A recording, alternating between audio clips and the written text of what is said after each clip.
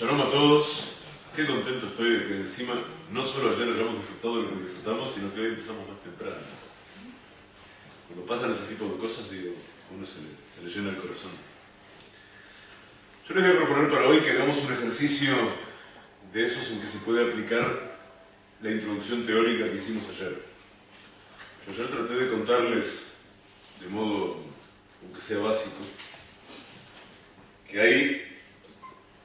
Podríamos decir que el texto literal de la Torá fuera una construcción hecha sobre la superficie de la tierra y que hasta que a uno no le cuentan que hay un entramado inmenso y complejo y maravilloso de túneles por debajo, uno no entiende cómo llegar de un lugar a otro porque no hay calles en esa ciudad. Entonces parece que uno se trancara todo el tiempo y uno no pudiera salir de casa.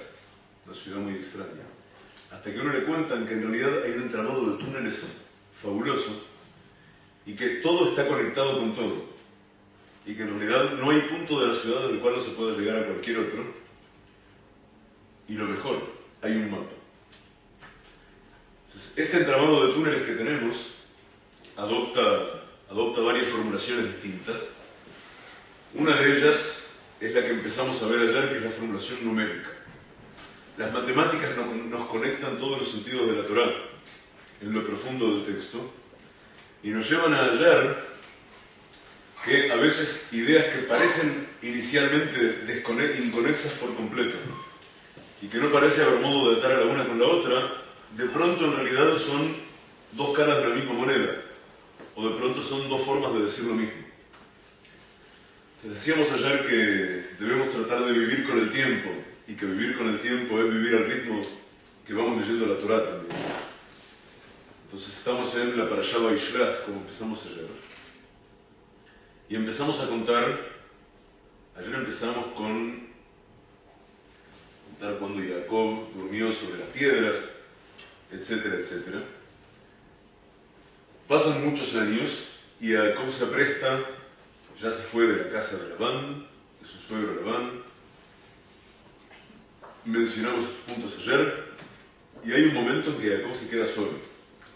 Al anochecer, los ángeles que le acompañan llegan justo a la hora en que tienen que retirarse a elevar su canto en las alturas, y luego, como creo que ayer mencionamos también, se van a ir a ocuparse de Esaú y de sus hombres, y Jacob queda solo. En el momento en que queda solo, dice la Torá, estamos, para quien quiera revisarlo después, estamos en Bereshit, Génesis capítulo 32, verso 24, leo y traduzco, dice, Vaibater Jacob levadó, y Jacob quedó solo, Vayavek ish imo ad alot hashachar, y luchó un hombre con él hasta alot hashachar. Shachar es la mañana. La plegaria de la mañana se llama Shacharit. Alot HaShachar es cuando empieza a despuntar el sol, cuando empieza a subir el sol. Alot es el verbo la alot, que es subir. Cuando sube la mañana, cuando empieza a subir la luz del sol. Y sigue diciendo la Torá, Vayar ki lo yahol vayigab kafi lejo, y fue cuando el ángel se dio cuenta que no podía ya con Jacob y lo hirió donde pudo, en la pierna, la cadera, en realidad el muslo. Batecaja fiel Jacob, y le dislocó el muslo, probablemente el muslo de la cadera, desde Abcoimo, mientras luchaba con él. Y acá llegamos, en el verso 26 del capítulo 32, llegamos a donde les propongo que nos detengamos para intentar levantar vuelo desde aquí, para ver si podemos empezar a ver a dónde nos llevan los túneles que tienen una boca en este lugar. Porque dicen nuestros sabios, dice el Maharal de Praga, ¿oyeron hablar del Maharal? Borges le dedicó un poema precioso. El golem. Su momento, fue el último que hizo un golem, nada menos. Un sabio cabalista de una magnitud inmensa. Y dice el Maharal de Praga, buenas tardes, bienvenidos. Dice el Maharal que los relatos que tenemos de los tres grandes patriarcas de Israel se corresponden con tres distintas etapas en la vida del pueblo de Israel y del mundo hasta el fin de los tiempos. y que esta lucha del ángel, recordemos porque decíamos ayer, este ángel es el ministro superior de Esaú, por consiguiente el ministro superior de toda la descendencia de Esaú.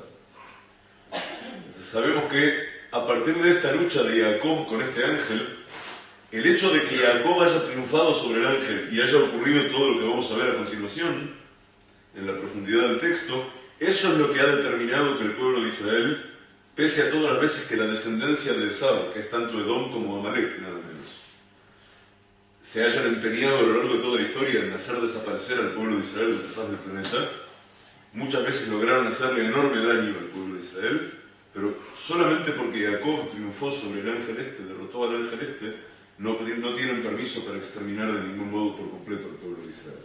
Al pueblo de Israel le toca lo que le toca dentro de su ticún propio, dentro de su enmienda y rectificación propia, pero la descendencia de Esaú no tiene permiso, son los únicos que lo van a intentar de realmente querer exterminar. Sí. Yo tengo duda realmente de Jacob al ángel, Sí. y el ángel no lo deja cojo. Sí, pero el que lo vence es Jacob de todos modos. Tú habrás visto que a veces el que vence en una batalla vuelve medio maltrecho, pero el otro quedó peor. O sea, el otro no pudo hacer lo que tenía que hacer, eso es haber sido derrotado para un ángel. Ese ángel tenía la misión de acabar con Jacob, no de dejarlo cojo. Dejarlo cojo no le era muy útil. Está bien, renguea. Compra un bastón en el Corte Inglés. Pero venció al ángel. Entonces ahora vamos a empezar a leer y nos vamos a ocupar, con ayuda de ayer en el próximo rato, en los próximos 3 o 4 versos apenas, que son fundamentales para comprender la historia del mundo en general. En el momento en que, de hecho, el momento en que el ángel logra dislocarle el muslo a Jacob, es después que se da cuenta, Vayar que lo no, y vio que no podía con él. Entonces dijo, al menos lo voy a herir. Y ahí fue cuando le pegó en el muslo, pero no estaba ocupado en los muslos porque ahí no le iba a matar. Ahí fue donde dijo, al menos lo voy a herir. Pero entonces Jacob lo atrapó, y dice el ángel, Vayomer Shalheinina ki alah hashachar. Y entonces cuando se vio atrapado el ángel, y vio que empezaba a subir la luz de la mañana, le dijo a Jacob, envíame, suéltame, porque ha subido el Shahar. Y cuando sube el Shahar, los ángeles que de noche están aquí abajo, cuando sube el Shahar es cuando tienen que ir a entonar su canto en lo alto. Así como antes había sucedido que los ángeles que habían estado de día aquí abajo, al caer la tarde, bienvenido, buenas tardes, al caer la tarde tenían que subir a entonar su canto bajo. Son distintos campamentos de ángeles que están trabajando todo el tiempo en ida y vuelta. Como vimos en la escalera, Olimbe y Ordimbo, los ángeles que suben y los ángeles que bajan, siempre es así. Y no son los mismos, naturalmente, los que están jugando en las escaleras mecánicas. Entonces dice el ángel, envíame, suéltame, por favor, porque ha subido la mañana. Vayomer, y respondió Jacob, Lo eshalafaja, no te voy a soltar, ki im berachtani, salvo que tú me bendigas. Es interesante esto, porque primero ya sabíamos que toda la lucha de este ángel, esto lo vimos ayer, era por las bendiciones que había recibido Jacob hace 33 años, 32 años de su padre. Había recibido las bendiciones de la primogenitura y Esaú aún no se lo había perdonado, aunque 50 años antes Esaú le había vendido la primogenitura. No tenía ninguna cosa por la que protestar. De todos modos, Esaú aún no se lo perdonó, y antes de que Esaú llegara realmente con sus 400 hombres armados hasta los dientes a tratar de terminar con todo el campamento de Jacob, salía más barato y era más práctico intentar que el ángel de lo alto se ocupara de él, mucho más limpio, no hay que hacer más nada, y entonces envió al ángel primero. Y ahí vimos ayer, y les dije ayer que tuvimos una conferencia entera de hace un par de días, acerca de lo que vivieron Esaú y sus hombres en el medio. Vivieron suficiente penuria durante esa noche como para que se les fueran las ganas de atacar a nadie en la mañana. Y nos encontramos en el enfrentamiento, ahora sí el enfrentamiento de verdad entre Jacob y el ángel. El ángel pide, suéltame que me tengo que ir, ya es de día, yo no puedo estar acá de día. Y Jacob le dice, estás frito conmigo, no te suelto si no me bendices. Si no me bendices quiere decir dos cosas. En principio, ahora estamos todavía en la lectura literal. Si no me bendices quiere decir, primero que nada, si no reconoces, y por reconocer tú reconocerás el Sab, que las bendiciones de la primogenitura que recibimos hace 30 y pico de años son mías. Y segundo, si tú no agregas brajá, si tú no agregas bendición sobre esas bendiciones, que al fin y al cabo viniste a atacarme. Entonces, yo los invito a concentrarnos primero en ese verso en particular, en esa primera parte del diálogo, y vamos a utilizar esa herramienta numérica que empezamos a vislumbrar ayer para ver qué asociaciones nos proveen. De más está decir, pero digámoslo de todos modos, y es una observación importante, hay gente que juega con numerologías de distintos tipos, en todo tipo de doctrinas, en todo tipo de cosas que no son doctrinas, sino formas de marketing y demás, se vende mucha numerología. En Sefarad se vende muchísima numerología. La numerología o los hallazgos numéricos en los escritos sagrados no son prueba de nada, son indicio. Y es un elemento fundamental, porque no es que toda cosa que uno vaya a encontrar en números viene a probar algo, ese algo esté de acuerdo o no con la Torá. Es exactamente al revés. A veces es tan vasto el laberinto que tenemos que recorrer que no tenemos otro modo que recorrerlo que no sea tomando atajos. Los números son atajos. Todos los números que alguien que de verdad está apegado a la Torá les vaya a brindar van a ser números que solamente prueban cosas que por un camino muchísimo más largo las estudiaríamos de todos modos. ¿Se entiende la idea? No es que innova por encima de la Torá o en contradicción a la Torá, de ninguna manera. Los números no nos autorizan a hacer eso. Entonces vamos a estudiar esta primera frase y vamos a ver en qué se nos convierte. Tenemos el verso entero, Vayomer Shalheini Kianah Shachar, y dijo el ángel, envíame porque ha subido el Shachar. Todo ese verso completo, o sea, ese medio verso completo, bueno, les voy a ahorrar por no hacer cuentas arduas ahora, yo ya las hice, tiene un valor numérico 1303. 1303 es un número que tiene cierta frecuencia dentro de la Torá, hay suficientes cosas. Les he rescatado algunas equivalencias que hacen muy al tema en el que estamos. Presten atención. A lo que le estamos buscando la equivalencia o la explicación es a, y dijo el ángel, envíame, suéltame, porque ha subido la mañana. Y es interesante que esa frase equivalga numéricamente de modo exacto a algo que nos instruyen los sabios en el Talmud, que dice, Shiviti Hashem lenegdi tamid, siempre pongo al Creador ante mí. Siempre tengo al Creador ante mí. Y lo explican los exégetas como que siempre, primero que nada, tengo que ver todo a través del cristal, de la lente que me provee el Creador, pero incluso de modo mucho más concreto, en toda situación que me requiere cierta tensión, cierto estado de alerta, pongo el nombre del Creador, el nombre sagrado de 4 letras, me lo dibujo ante mis ojos. Y esa es una herramienta de defensa que tengo.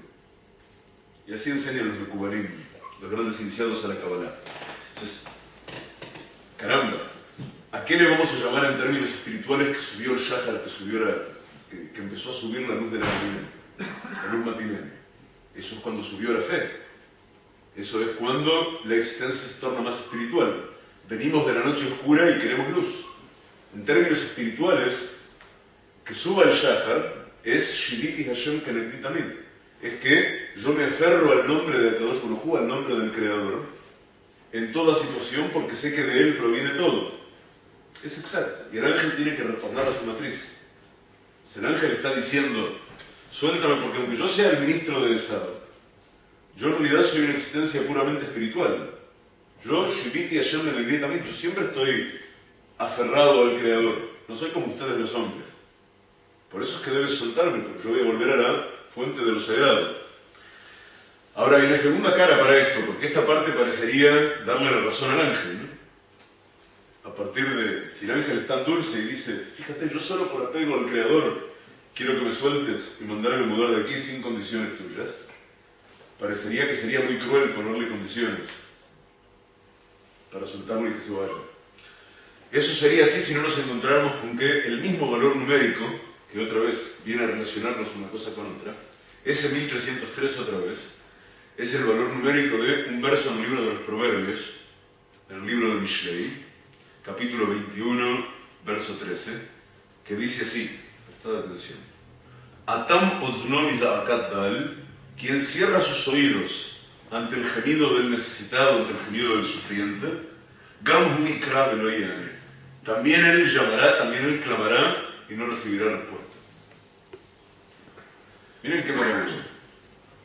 A ver si no se entiende, por favor frénenme, porque estamos entrando en un concepto fundamental de la técnica de estudio. Perdón, ¿este texto a qué ha querido corresponder? El último, Proverbios. Proverbios. Mishlei en hebreo. ¿Y la anterior era la Génesis 32? El verso original, vamos de vuelta, el verso original es del Génesis 32, 26. Ahora, ese texto original nos dice, la primera parte de ese verso nos dice el ángel, envíame porque ha subido la mañana. Y nosotros encontramos dos equivalencias perfectas que son como un diálogo que se desarrolla dentro de ese reclamo del ángel. Dentro de ese reclamo del ángel encontramos que el ángel está diciendo: yo soy una existencia espiritual, Shiviti Hashem Lenendit Amid. Yo siempre tengo al Creador ante mí. No hay ninguna razón para que tú puedas sostenerme atrapado. Tú eres un hombre y eres imperfecto. Yo soy una existencia espiritual y al fin y al cabo, incluso si vine a hacerte la guerra, yo fui enviado a hacerte la guerra. ¿Tú qué crees? ¿Que yo decido por mí mismo? Yo solamente pongo al Creador ante mí y hago lo que soy enviado a hacer. Y pareciera como que dentro del mismo verso aparece la otra frase que tiene el mismo valor numérico, que es un verso completo del libro de los Proverbios, que es la respuesta a lo primero. Sucede que está muy bien lo que tú reclamas, pero el que cierra sus oídos, el que tapa sus oídos ante el gemido de quien necesita y ante el gemido de quien sufre, entonces él también le tocará llamar y no recibirá respuesta. ¿Y cuándo te aprovechaste tú para venir a atacar a Jacob? En el momento que Jacob quedó solo, sabiéndose en peligro, preguntándose qué hacer, sabiendo que viene su hermano gemelo con 400 hombres para tratar de aplastar todo su campamento, no solo él. Y en ese momento fue cuando tú te apresuraste. Era el momento en que Jacob podía elevar su plegaria al Creador. En vez de elevar su plegaria, tú viniste a atacarlo con la intención de matarlo. Entonces ahora te toca a ti gritar, le está diciendo Jacob adentro de las propias palabras del ángel. ¿Se dan cuenta? Ahora te toca a ti gritar y me toca a mí no atender a tu grito. Porque es como nuestros sabios en la Gemara le llaman a esto midá que neged midá. Todo en la Torá y todo en la vida de cada uno, solo hace falta mirar las cosas con suficiente sutileza, es simétrico en términos de magnitud y de carácter. A veces uno se pregunta tal o cual cosa, ¿por qué a mí? Y si supiéramos entender el valor espiritual, la raíz de eso respecto de lo cual nos preguntamos ¿por qué a mí?, enseguida podríamos establecer una relación allá por dentro del entramado de túneles de la realidad, establecer una relación inmediata con algo que nos responde ¿por qué a mí? Porque seguramente eso que en la superficie no comprendo por qué me toca, en la profundidad voy a identificar exactamente cómo fue que lo provoqué yo mismo. Solo que tengo que disponer el mapa de esa estructura de pensamiento para no incurrir en simetrías cerradas. Tenemos este primer diálogo entonces en la primera parte del Pasuk, pero todavía podemos hacer otro ejercicio. Porque esta primera parte del verso en realidad consta de dos partes. Dice, Vayomer Shalheini ki arad Shachar, y dijo envíame, porque subió el Shachar. Podemos dividirlo. Y dijo envíame, coma, porque subió el Shachar. En realidad son dos partes de una frase. Entonces, otra cosa que hacemos cuando salimos a buscar esos túneles es buscar los pequeños túneles que unen a los túneles grandes de alguna manera. Y nos encontramos con que podemos estudiar también cómo funciona la armonía entre las distintas partes de la frase que estamos analizando. Entonces, miren qué interesante lo que sucede acá. Vamos a ver otra faz del discurso del ángel. Dice, Vayomer Shalheini, y dijo el ángel, envíame, suéltame. Tiene valor numérico 655. Para quien quiera empezar a agitar mariposas numéricas en la mente. tiene valor 655. Hay un verso de los Salmos que tiene ese valor. Uno. No hay más. Un verso en los Salmos, y si la memoria no me falla, es el único verso en todo el Tanaj, desde Génesis 1 hasta el final de las Crónicas, desde Bereshit hasta Divrei Yamim, que tiene ese valor. Obviamente ese verso tiene que venir a decirnos algo aquí. Y dice, leo y traduzco, Tov lachasot v'Hashem miptoach v'adam. Es mejor confiar en Hashem que descansarse o confiarse en el hombre. Entonces, el ángel está diciendo, Vayomer Shalheili, y dijo, envíame, y dijo, suéltame, y está diciendo algo así como, ¿qué provecho vas a tomar tú? ¿Qué provecho vas a recibir de atraparme a mí? ¿Qué provecho vas a recibir de confiarte en hombres o de preocuparte porque tu hermano viene con hombres? Ni yo, ni los hombres que vienen con tu hermano, ni nada. De lo único que te tienes que preocupar tú es de creer en el Creador y apoyarte en Él y confiar en Él, y de ninguna manera confiarte a los hombres ni a nada que esté en el medio. O sea, le está dando una frase liberadora en realidad. Le está pidiendo ser liberado, pero le está diciendo, si tú me liberas a mí, te estarás liberando a ti mismo también. Se dan cuenta que es toda una discusión lo que hay dentro de cuatro palabras, que en cualquier otro idioma sería virtualmente imposible. Y claro, ustedes aún no, vosotros no os habéis aventurado demasiado largamente, aún dentro del mundo de los secretos en la Torah. Pero cuando uno lleva largos años navegando en esas aguas, a uno ya no hay duda posible que le pueda caber acerca de la perfección matemática de la Torah. De modo que jamás puede ser mera coincidencia que pase algo así. Y si ustedes se dan cuenta, podríamos estar ordenando estas frases que estamos diciendo todas a partir de la misma frase, podríamos estar elaborándolas a modo de un diálogo. ¿Se nota eso? Realmente podríamos estar redactando un diálogo que tiene lugar en los entresijos de esa única frase. Está diciendo el ángel, Tov lachasot v'Hashem miptoach v'adam. No te preocupes por nada que esté más abajo, yo que soy ángel te lo digo. Es mejor confiarte en Hashem y apoyarte en Hashem solamente, y que los hombres hagan lo que quieran. No hay nada que confiarte en los hombres. No tienes nada que esperar de ellos. Pero por si eso no fuera suficiente, en ese Vayomer Shalheini, en ese y dijo, envíame, suéltame, se esconden otras tres expresiones pequeñas, y presten atención. Son como perlas que vienen a adornar el diálogo que estamos construyendo. La primera, sorprendentemente, es la expresión Hakadosh Baruj Hu. Hakadosh Baruj Hu es la expresión que utilizamos en hebreo para decir el sagrado bendito es. Es como nos referimos al Creador cuando nos referimos a su facultad de darnos a nosotros. Es el principal apodo del Creador en su aspecto de alimentador de la creación. Hakadosh Baruj Hu. Es una expresión que sintetiza el mismo concepto que acabamos de decir recién. Pero recién lo dijimos con una frase entera, y ahora resulta que la expresión puntual que utilizamos para apelar no tiene el mismo valor numérico que la frase entera que la describe. ¿Se entiende o voy muy rápido? ¿No se entiende o no voy muy rápido? Se entiende y se escapa. Se entiende y se escapa. Bueno, después estará el video disponible, de todos modos. Estas cosas en general no son ustedes, también yo digo, no se estudian una sola vez. Este tipo de temática se entiende en el repaso y uno va descubriendo aguas más profundas y más profundas y más profundas. Yo lo que estoy tratando de regalarles, dado la premura y el poco tiempo de que disponemos, y ya mañana yo voy a estar en un avión rumbo a casa, si Dios quiere, estoy tratando de regalarles la estructura. Estoy tratando de compartir con vosotros el enamoramiento mío personal respecto del conocimiento que abre las puertas de todo. En definitiva es eso. Porque no es que vayáis a poder iros de aquí hoy con conocimiento suficiente para algo. No es esa la idea. Pero la idea es una puerta abierta. Es una puerta abierta nueva por la cual es espiritual íntimamente gozoso caminar. Y a cada momento uno puede hallar perlas nuevas y joyas y gemas maravillosas que te iluminan el camino y la vida. O sea, yo me voy a conformar, incluso si observo que una o dos personas aquí aunque sea se han enamorado de la idea al final, de que es posible realmente, ustedes se dan cuenta qué idea, todo lo podemos hallar adentro de un único libro. Todas esas bibliotecas enormes, en realidad, todo está dentro de un único libro.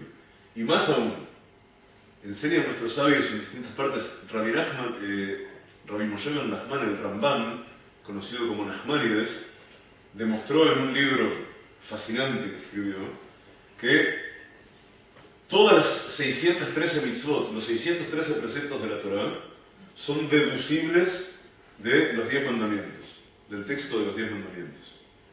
Pero no solo del texto de los 10 mandamientos, también son deducibles de la primera palabra del primero de los mandamientos, que es Anoji, yo. Yo soy tu Dios, Elohim de tus padres, etc. De esa palabra es posible deducir, y él lo hace, lo demuestra, a lo largo de un libro que es fascinante por completo.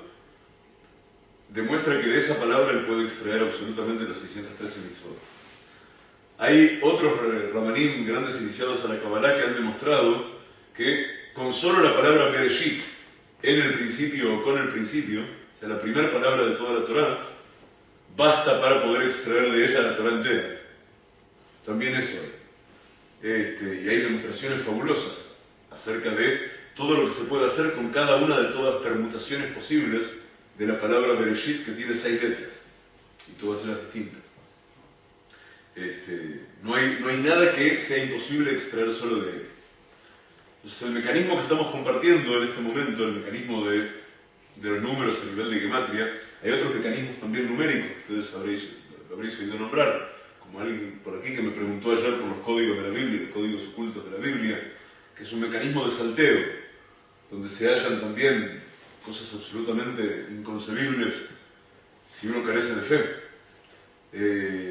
Pero uno elige una letra desde la que empezar y empieza a contar siempre la misma cantidad de letras y salteando. O sea, elijo la letra número 26 a partir de la primera, la letra número 26 a partir de la segunda, la 26 a partir de la tercera, etc.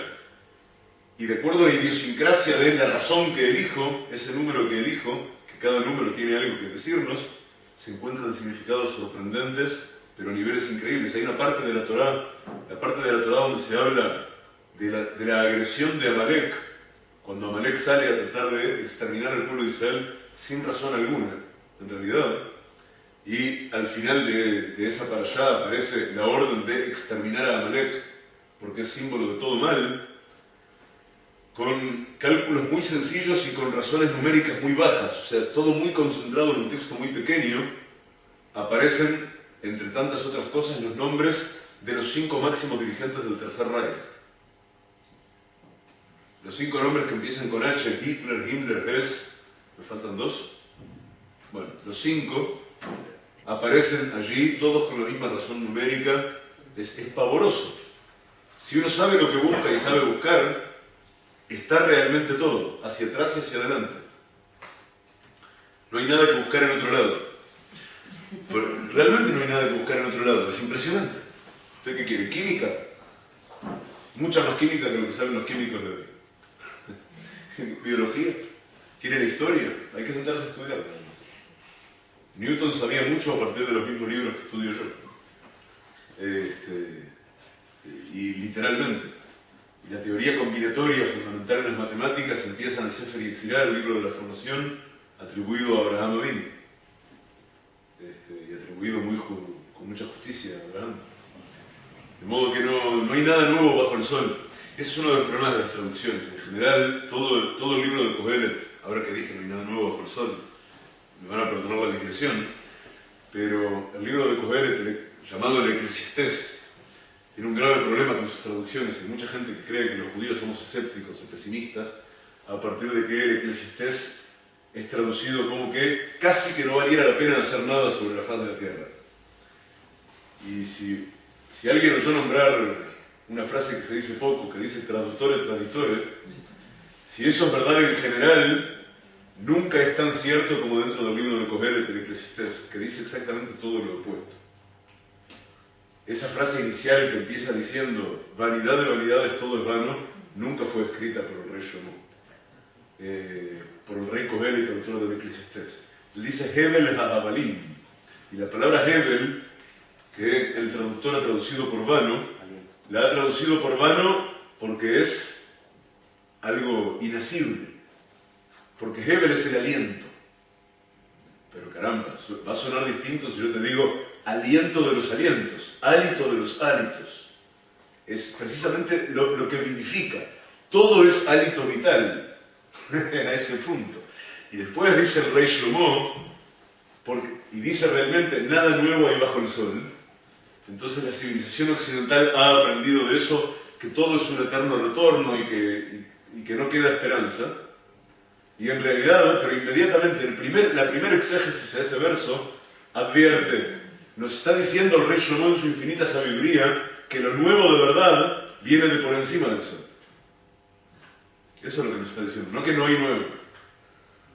Y del mismo modo, digo, no quiero abundar exactamente en eso porque tenemos muchos videos grabados sobre eso ahí. Y tratamos de no repetirnos mucho, pero si ustedes van y miran, vamos a encontrar que, por ejemplo, hoy día los científicos están empezando a descubrir, pese a que hay una movida muy grande con el tema del agua en todo el mundo, la gente tiene mucho miedo, pero los científicos recién están empezando a darse cuenta. Todo empezó con un accidente muy fuerte, yo para recordar números me cuesta, pero una catástrofe muy grande en algún punto de Siberia o algo así a inicios del siglo, en la cual cayó un objeto muy grande que vino del espacio y resulta que dejó un agujero pero no quedaron rastros del objeto. Los científicos se preocuparon muchísimo, ¿qué pasó con esto? Y lo que había pasado era que lo que había caído era un enorme meteorito compuesto básicamente de agua, hielo y nieve. Y los científicos hoy día están empezando a darse por enterados de que en realidad, más allá de que tenemos que empezar a vivir mejor y que la humanidad tiene que empezar a ser un poco más limpia, etc., la gran fuente del agua que nos mantiene vivos en este planeta no tiene nada que ver con aquel dibujo de los ecosistemas cerrados que nos enseñaron en la escuela. Del agua que se evapora y vuelve a llover y entra a la tierra y nos comemos las plantitas. Pero no tiene nada que ver con eso. Llegan miles de millones de toneladas de agua todo el tiempo. Caen en forma de meteoritos que caen en distintas partes y se fragmentan en la atmósfera, etc. Y vienen del espacio exterior. Y la mayor parte de los meteoros en general, el espacio exterior y los grandes cometas, que son moles muchísimo más grandes que el planeta nuestro incluso, están compuestos fundamentalmente de agua y lo que llaman agua-nieve. Y se derriten al entrar en la atmósfera y entonces llueve. Pero no es el agüita que salió del océano y volvió para arriba y otra vez volvió y alimentó las plantitas. No, con ese agua no llegaríamos a ningún lado. Miles y miles y miles de toneladas de agua entran así a la atmósfera de modo permanente. Y como eso digo, podríamos dar una cantidad de ejemplos más. Les voy a decir muy cortito uno que es mi favorito en realidad, porque muestra cómo fue la evolución del pensamiento en el mundo toraico de un lado y en Occidente del otro. Ustedes saben que una generación muy importante de los grandes sabios de la Grecia antigua, que de algún modo moldearon el pensamiento occidental de hoy, fueron contemporáneos de los sabios del Talmud. Y sería erróneo creer que no estaban comunicados entre ellos. Se hacían consultas, se intercambiaban. Sobre todo los griegos consultaban a los sabios del Talmud. Debe ser así. Y ahora van a entender por qué. Y aprendían el idioma. Por eso, en aquella época fue que se pergenió el alfabeto griego. Dijeron, ¿cómo dijeron Aleph? Bueno, alfa. ¿Qué tienen ustedes después? Bet. Bueno, beta, creemos, ¿no? ¿Tienen una Gimel? Gamma. Dalet, delta. Y así sucesivamente. Pero en muchas cuestiones puntuales de conocimiento científico, la diferencia en el camino es mucho más notoria. En aquella época los griegos no contaban, creo que hoy tampoco, pero no contaban con grandes telescopios, ni con naves espaciales, ni nada por el estilo. Entonces, cuando querían saber cuántos cuerpos celestes estaban colgados de esa suerte de cúpula que ellos intuían sobre nosotros, y que se podía ver de todo el plato terrestre, que como ustedes recordarán probablemente, para ellos el plato terrestre estaba apoyado sobre los lomos de 4 elefantes que estaban parados sobre una tortuga inmensa que nadaba en un océano infinito. ¿Tenían una imaginación de ese tipo? Ahora, cuando ellos querían saber cuántos cuerpos celestes había, utilizaban una técnica sumamente empírica que consistía en salir a la calle, si había tal cosa, por la noche, luces eléctricas no había, la atmósfera estaba menos contaminada, se paraban y contaban. Empírica. Sí, empírica. Más empírico que eso no hay. Técnica de laboratorio. De modo que ellos tenían una conclusión certera y que la consideraban el final del camino, y está en los escritos antiguos de la Iglesia, que indicaba que alrededor, por encima de nuestra cúpula, más o menos colgados de nuestra cúpula, como se pone un plafón en el techo de su casa, había unos 5.000 objetos luminosos, de tamaño más o menos incierto. Por aquellos mismos tiempos, y no voy a decir el número exacto, siempre digo, números exactos tendría que tenerlos adelante, pero sí voy a decir aproximado. Por aquellos mismos tiempos se escribía en el Tratado de Rosh Hashanah, en el Talmud de Babilonia, que, más allá de que por supuesto que la Tierra no es ningún plato, ya se sabía, estaba escrito en el Zohar, ya hacía unos 1000 años en aquel entonces que la Tierra era redonda y que había sistemas de circulación y de rotación y de traslación y las órbitas y todo eso. Pero más allá de eso, en esos días se estaba escribiendo con una descripción maravillosa, si no me equivoco está en la tercera conferencia que hicimos en el siglo pasado en Barcelona, o sea, no el próximo DVD de esa colección, sino el siguiente. Ahí sí, nos llevamos todos los números como debíamos. Pero decían que la cifra era algo así como 10 a la 21ª potencia. Y los griegos, que no se les pasaba por la cabeza que tuviera sentido pensar en números de esa magnitud en absoluto, se reían mucho de los judíos. Para hacerlo muy corto, les voy a decir que hoy día las distancias se han acortado un poquito. Los dos grandes líderes en el mundo en términos de observatorios y de llevar este tipo de cuentas son la NASA y el National Observatory de Australia. Y en este momento ambos tienen diferencias mínimas, pero mínimas. Creo que uno habla de 10 a la 23 y el otro de 10 a la 20 más algo, 10 a la 19, una cosa así. Pero no diferencias mínimas con lo que nosotros decimos ahora.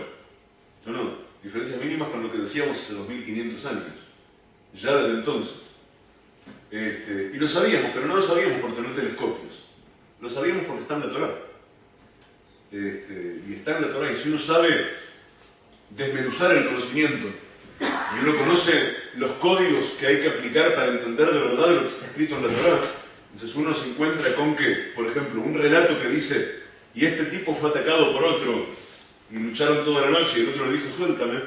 Bueno, de pronto ahí hay secretos inmensos del firmamento, y de la tierra y de la creación toda, que están solo esperando que nosotros atrevamos a buscarlos para comprender de verdad qué estamos haciendo aquí. Porque fijaos, digo, a una ciencia que un día dice que hay 5.000 luciérnagas colgadas del techo, y al día siguiente dice, ah no, los judíos tenían razón hace 2000 años, y tantas cosas por el estilo. A mí no me parece una ciencia muy creíble. Tienen un problema. Siempre se están desdiciendo de lo que dijeron 15 minutos antes. Y nosotros trabajamos con una ciencia revelada que ellos se han encargado de demostrar que es verdadera. ¿Se entiende? Entonces, por eso estamos tratando de jugar un poco con números juntos hoy. Entonces vamos a seguir adelante. Y tenemos entonces que Vayomer Shalheini, y dijo, envíame. En esa frase le está diciendo, Tov lachzot b'Hashem l'ptoach ba'adam. Es mejor que confíes solamente en el Creador y no en los hombres. Pero también le está diciendo directamente la expresión que sintetiza eso. Hakadosh Baruj Hu, el sagrado bendito es. No tienes más nada que mirar para ningún otro lado. Y yo te lo reconozco eso ahora, porque yo soy un ángel y vine para matarte, y ahora que me venciste tengo que decirte, todo es por mérito de tu apego en lo alto. Si no, no podrías.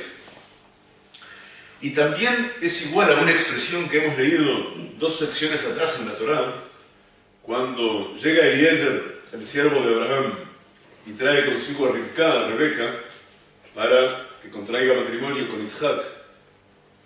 Y tienen cierta diferencia de edad uno con el otro, porque Rivka en ese momento tiene 3 años y Jacob tiene 40. Entonces van a demorar un tiempo en poder consumar el matrimonio. Y entonces llega Eliezer y Yitzhak los ve venir. Y dice la Torá, Vayetze Yitzhak lasuach basadeh. Y salió Yitzhak a conversar en el campo. Y explica Rashi, el mayor exégeta occitano encima, el mayor exégeta de la Torá, explica, ese la suaj basadeh, ese conversar en el campo, es elevar plegaria. Yitzhak salió a elevar su plegaria por la tarde. Vayarat hagmalim, entonces vio los camellos. La suaj basadeh, conversar en el campo, que es la primera expresión referida a plegaria propiamente dicha en la Torá, equivale a Vayomer Shalheini también. Lo está mandando a elevar la plegaria que elevaba su padre. Lo está mandando a agarrarse de su raíz y enfocar toda su mirada y enfocar todo su deseo y enfocar todos sus ruegos directamente hacia lo alto, sin referirse. Se dan cuenta que cada expresión que agrego es solamente un decorado, un detalle extra al mismo contexto. Y son todos el mismo valor numérico. Está puesto ahí especialmente para que lo descubramos porque rompe los ojos. El mismo valor numérico es como el hilo que va pasando por dentro de las cuentas para permitirnos tejer un collar entero que tiene un significado inmenso que de ningún otro modo podríamos hallar. Y por último, equivale también a la expresión tzadikei emet, los hombres justos apegados a la verdad. ¿Qué más quieren que les diga? Terminamos con esta primera mitad. Vayomer Shalheini, y dijo el enviado, envíame, suéltame, dijo el ángel, suéltame. ¿Hemos entendido qué es lo que le quiso decir? Sí. Y entonces agrega el ángel, ¿por qué me tienes que soltar? Ki alah hashachar. Ki alah hashachar, porque subió, porque se está elevando la luz. Y el que está hablando es un ángel, no está hablando de cosas físicas. No está diciendo, nos acaban de conectar tubo de luz, entonces tienes que soltarle. Está diciendo que Alah Shahar, que vale en términos numéricos 648, igual que la expresión Yesod Dor Mashiach, el fundamento de la generación del Mashiach. Mashiach es el Mesías, ¿se entiende? ¿Qué es el fundamento de la generación del Mashiach? Hace un rato dijimos, cuando leímos el verso entero, ¿se acuerdan? Dijimos que Alah Shahar, yo les dije que Alah Shahar es que son los albores de la redención, son los albores de la espiritualidad, de la luz de la espiritualidad, de la luz de la verdad que se eleva. Eso es redención. Y hace un rato vimos que el Maharal dice que esta lucha de Jacob con el ángel prefigura el fin de los tiempos, lo que va a pasar hasta el final.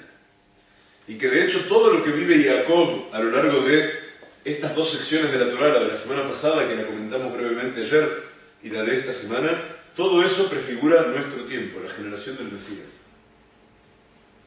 Y eso está escondido en Ki Alah Shahar, porque sube el Shahar, porque se eleva la luz, porque llega el momento de la redención, porque está amaneciendo. Como cantaban los exiliados de la izquierda latinoamericana por toda Europa en los años 70, usaban muchísimas frases de ese tipo. El sol está subiendo, es momento de la revolución, va a llegar el momento de liberarnos. Ese tipo de metáfora ha acompañado a la humanidad desde siempre. Pero acá lo encontramos en números. Ki Alah Shahar, porque ha subido la luz, la luminaria se eleva, ya está, se termina la mentira, la verdad se va a hacer evidente, tiene el mismo valor numérico que el fundamento, la piedra fundamental. Acá, esto es la semilla de la generación del Mashiach, que pasó todo lo que pasó, somos nosotros.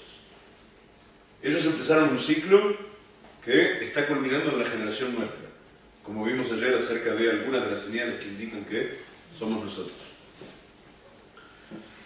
Le dice entonces, Vayomer Shalheini Ki Alah Shahar,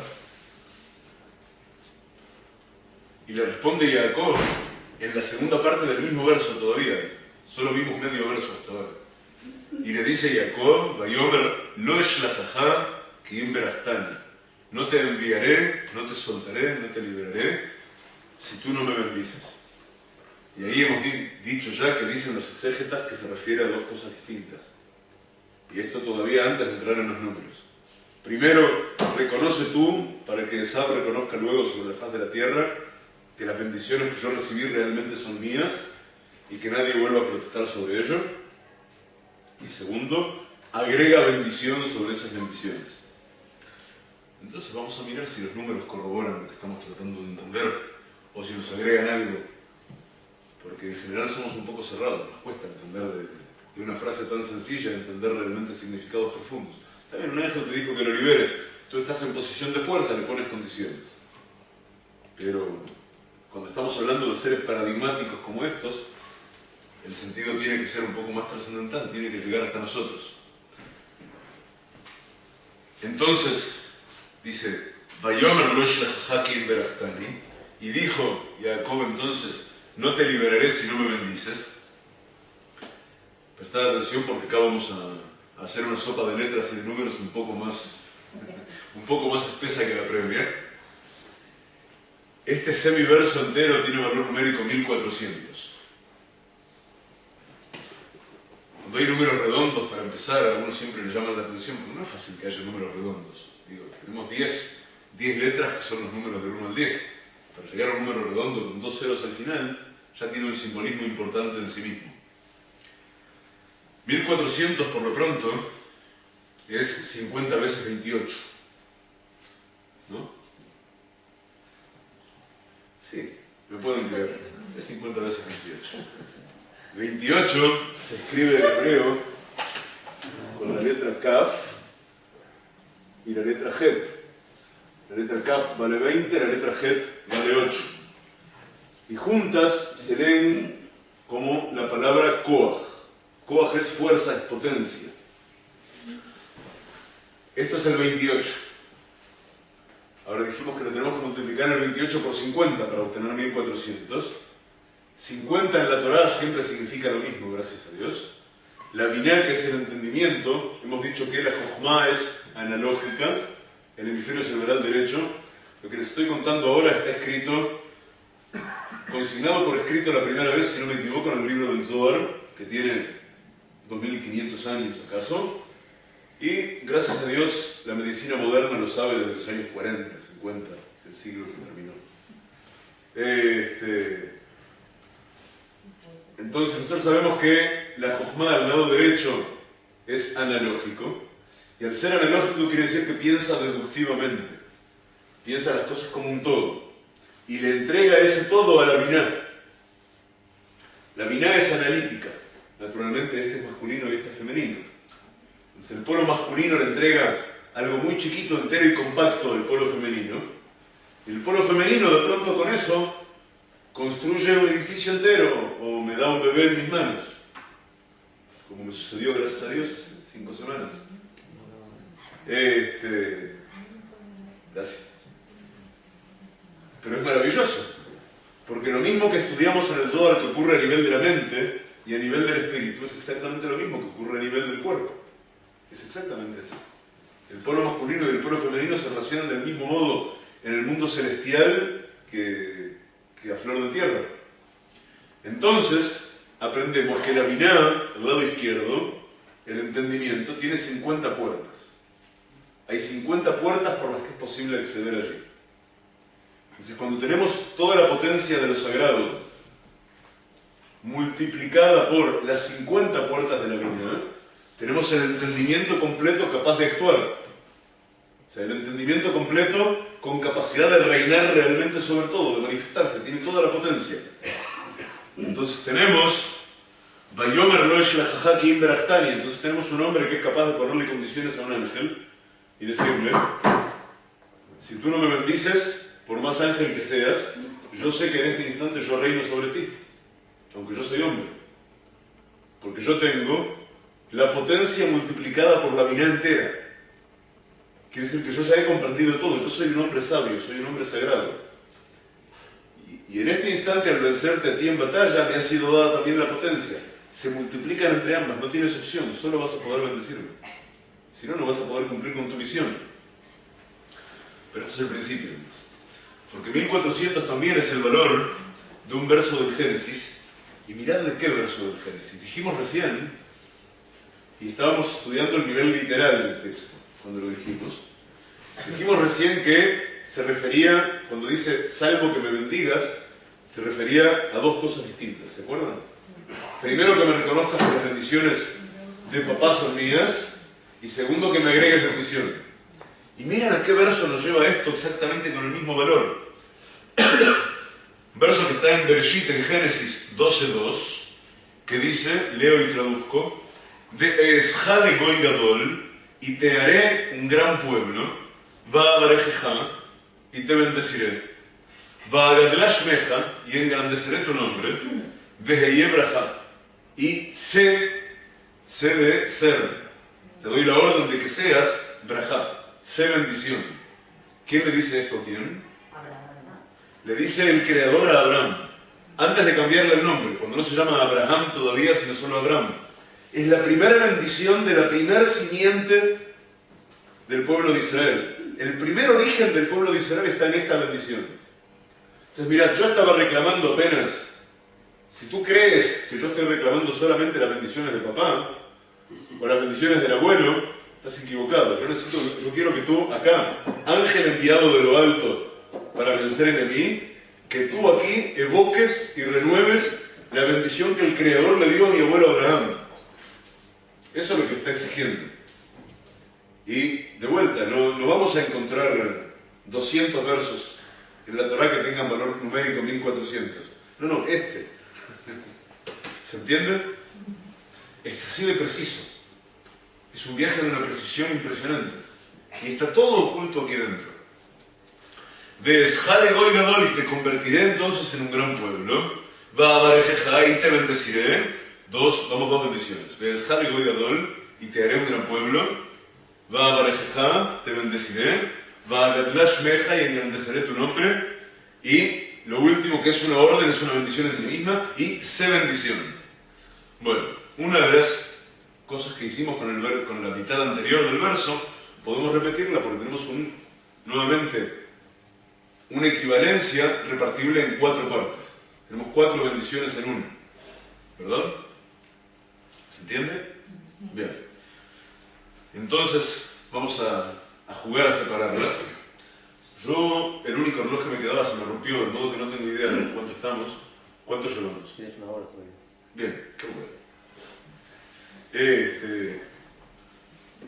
Vamos a repartirlo nuevamente y vamos a ver qué significan estas 4 bendiciones.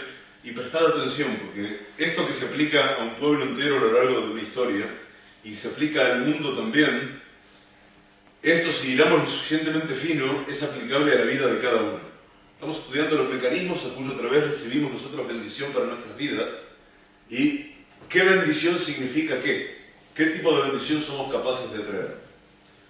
Primera bendición, decía, Ve'eshale goy gadol, y te haré un gran pueblo. Grandiosamente, el valor 489 de esa expresión equivale a Ma'amad Har Sinai. Ma'amad Har Sinai es la parada, la formación al pie del monte Sinai cuando recibimos la Torá. ¿Qué quiere decir que te haré un gran pueblo?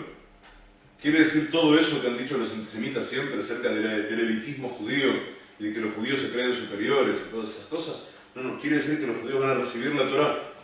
Y esa Torá es para contagiar. Es para hacer círculos concéntricos alrededor. Ser grandes, ser un gran pueblo, quiere decir ser capaces de recibir la Torá. Quiere decir ser capaces de recibir el conocimiento y consagrarse a él y esparcirlo y difundirlo. De allí se desprende un mandato que viene más adelante en la Torá, cuando el Creador le reclama al pueblo de Israel que sea Mamlechet Kohanim Vegoy Kadosh, un reinado de sacerdotes y un pueblo sagrado. Eso es ser grande. Si vais a ser un reinado de sacerdotes y un pueblo sagrado, si la bendición se va a cumplir en vosotros a través de eternizar para siempre esa formación al pie del monte Sinai, entonces la bendición se va a estar cumpliendo y vamos a poder pasar a la siguiente. La siguiente dice, va a Barejeja y te bendeciré. Miren qué bonito. Yo ya tengo bendición espiritual. Estuve parado al pie del monte Sinai y tengo toda la Torá conmigo. ¿Qué me va faltando por ahora? Tengo que comer también. ¿No? Si me vas a bendecir, digo, me das la Torá para que yo me fascine y estudie Torá todo el tiempo y me pega la Torá y me pega la verdad y quiera enseñar y todo lo demás. Bueno, vas a tener que alimentarme de alguna manera, porque tengo un cuerpo físico, ¿no? Ahora, para Barejá, la segunda de las 4, equivale en su valor numérico 249 a la palabra matar. pero no matar en español, sino matar en hebreo, que es Mem Tet Reish, que significa lluvia, pero hay varias palabras que significan lluvia. Matar es la lluvia que pedimos cuando es temporada de lluvias, o sea, ahora en invierno, para que la tierra fructifique. Solo para eso utilizamos la palabra matar en hebreo en el idioma sagrado. Cuando llueve decimos Geshem, lluvia. Pero cuando rogamos en nuestra plegaria, danos agua de los cielos para que nuestra tierra fructifique y que las mandarinas cuesten más barato y haya abundancia en el mercado y todo eso, le pedimos al Creador que nos dé matar. Talu matar, rocío, y el matar que es la lluvia de los cielos.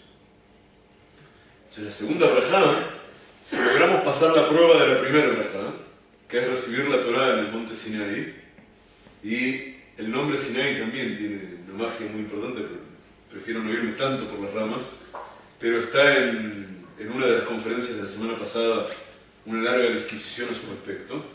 Ya va a estar en el sitio, va a estar en los DVDs, etc.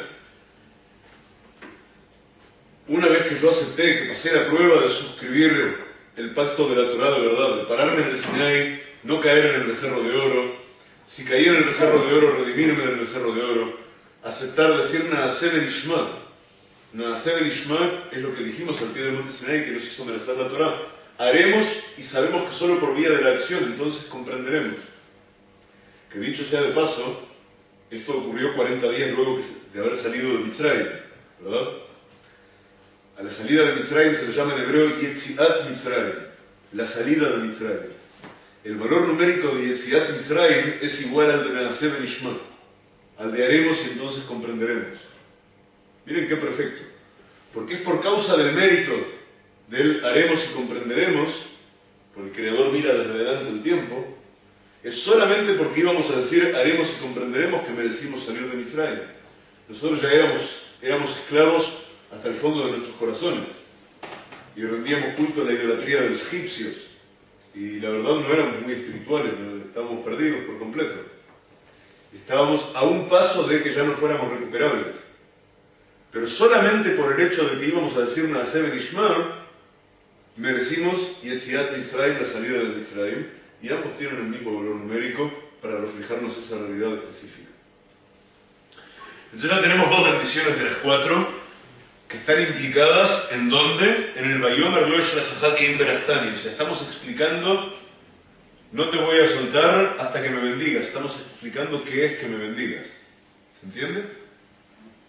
¿Qué quiere decir bendecirme? ¿Qué quiere decir que un ángel me bendiga? Primero, Ma'amad Har Sinai.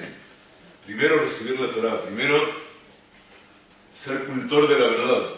Primero que la verdad me sea afín, que yo sea capaz de comprenderla, de cultivarla en mí, de legarla, de expandirla, de hacerla iluminar. Segundo, me tienes que dar de comer. Entonces, la segunda barajá es las lluvias que van a hacer fructificar la tierra. La tercera dijimos que es Va'agadla Shmecha, y engrandeceré tu nombre. Vamos a tratar de ser imaginativos un poco juntos. Ya tenemos la verdad, ya tenemos una vida espiritual, todo lo rica que es posible, o al menos en crecimiento, todo lo rico que es posible, y ya tenemos todo lo materialmente necesario, tenemos la heladera llena, la despensa también llena, la huerta bien cultivada que da unos frutos preciosos. ¿Qué precisamos ahora? Extenderlos. La palabra, la Torá. No, la Torá ya la recibimos en el primer paso. ¿Qué dijeron? Extenderlos. O extenderles en la luz. La luz sí, está bien. Bueno, la luz hay que extenderla, pero eso no es una necesidad, eso es una misión. ¿Será mentirla? Está bien, pero no, pero eso es nuestro trabajo. Yo tengo me quedan 2 bendiciones más todavía. Hay 2 bendiciones más que yo le estoy reclamando al ángel. ¿Qué más necesito yo para mí? Eso es muy bonito, bien, pero todavía no. Hacer la carne en tu vida, ¿no? Yo necesito tener paz. Fíjense qué terrible. Es muy actual esto. Yo vivo en la verdad. Yo tengo una vida profundamente espiritual. Cultivo mi propio huerto. He convertido pantanos y desiertos en un vergel, que es lo que pasó en la tierra de Israel. Es lo que pasó en la franja de Gaza, llamada Gaza en español, hasta que vinieron los últimos cretinos de turno y echaron de allí a todos los Yehudim que plantaron cosas durante tantos años de corrido. Y habían construido algo hermosísimo y se lo entregaron a estos guerrilleros terroristas. Pero imagínense qué pueden estar pidiendo. Hay muchos todavía asentamientos agrícolas ahí revueltas. Beirut es una ciudad rodeada de asentamientos agrícolas. Tienen todo, pero le dedican 6 meses a una preciosa planta de tomates que crece maravilloso y le cae un cohete encima. Y les estoy hablando, suena horroroso, pero les estoy hablando solo de la planta de tomates, no de cuando te agujerea el techo o te mata a alguien. La plantita de tomates, que uno la regó todos los días. Porque al fin y al cabo estamos en el desierto y las cosas crecen milagrosamente. Y porque hacemos un trabajo de riego fantástico. Toda esa zona, la zona del Negev, también es zona de viñedos. Imaginaos, ustedes saben el cuidado que requiere un viñedo. ¡Bumba! Se terminó todo de pronto. Entonces, ¿de qué me va a servir a mí toda mi vida espiritual y mis convicciones y mi trabajo de elevación y todo eso? Y aún la abundancia que el Creador me da, yo tiro 4 semillas y me crecen unos morrones y unas berenjenas de este tamaño, cuando no tengo paz. Entonces, de Agadrash Meja vale 409 en números, que equivale a la palabra Sheket. Sheket, Shin Kuftet, suele traducirse por silencio, pero eso es un lenguaje coloquial, porque silencio de verdad en hebreo se dice Domamá, que es de la raíz de los minerales. Ustedes saben que hay 4 reinos en la creación. ¿Está? En español lo llamamos mineral, vegetal, animal, y para quienes nos reímos de Darwin, después viene el hombre, que es un reino aparte completamente diferenciado del animal. Ahora, estos 4 reinos en hebreo se llaman distinto. Se llaman por su cualidad fundamental. El reino mineral se llama Domem, que es traducible por silente, porque no se expresa. El mineral no tiene modo de expresión, menos que nosotros podamos percibir. El segundo se llama Tzomeach, que quiere decir que vegeta, efectivamente, que si bien no tiene una vida, no tiene un alma, sin embargo, sí tiene una evolución vital. Vegeta, crece, nace de joven, crece, vive, muere. Después viene el Jai, los animales los llamamos sencillamente vivos. Los animales son la forma básica, verdadera de vida. Y después viene el Medaber, el hablante. El hablante somos nosotros. Por eso, la cúspide de nuestro trabajo espiritual, la cúspide de nuestra propia rectificación está en el habla. Y donde en mayores profanaciones y en mayores catástrofes incurrimos, es también en el habla. Entonces, Sheket en realidad decimos no quiere decir silencio. Muchas veces en los profetas, sobre todo en el libro de Jueces, se habla de que hubo periodos de Sheket. Y no se refiere a periodos de silencio. Se refiere a periodos en los cuales no caen catiushas, ni kazans, ni nada parecido a eso, y uno anda por la calle y no tiene miedo de que lo estén acuchillando o disparándole en la cabeza. Yo hasta hace 2 años guardaba de recuerdo en la puerta de mi auto anterior un agujero de bala precioso que me habían hecho andando por una carretera completamente central en Israel. La carretera que une Jerusalén con Modi'in, carretera 436, si alguien conoce. Que yo la recorría absolutamente todos los días, de mañana para un lado y de tarde para otro. Y ahí está rodeado de aldeas árabes, pero no hay otro camino para llevar siquiera.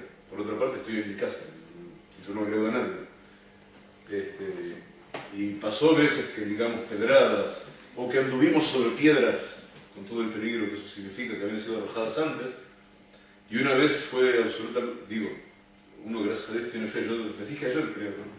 Yo no entiendo cómo la gente puede sobrevivir sin fe en Israel sin volverse loco. Hay gente que sobrevive sin fe. ¿Cómo se puede?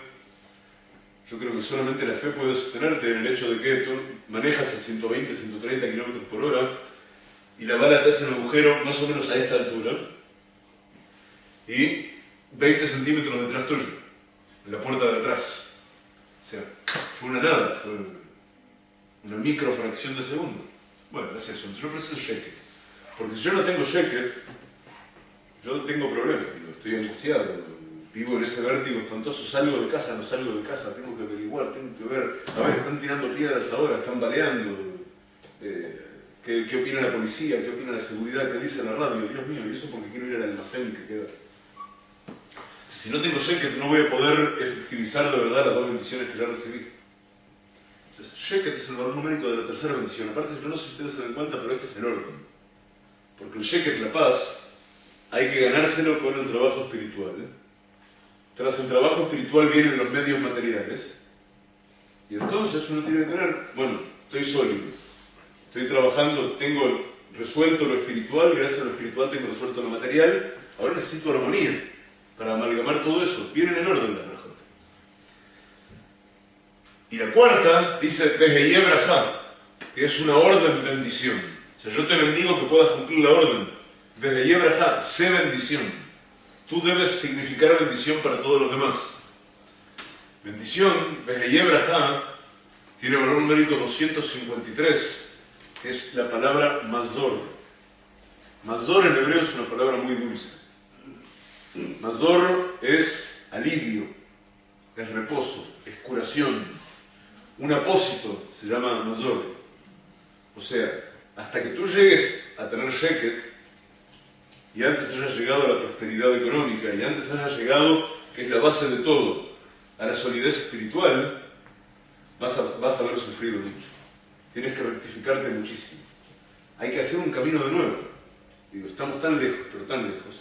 Estamos tan habituados a creer que todo lo que es mentira es verdad y no nos planteamos la posibilidad de que lo que es verdad sea efectivamente verdad.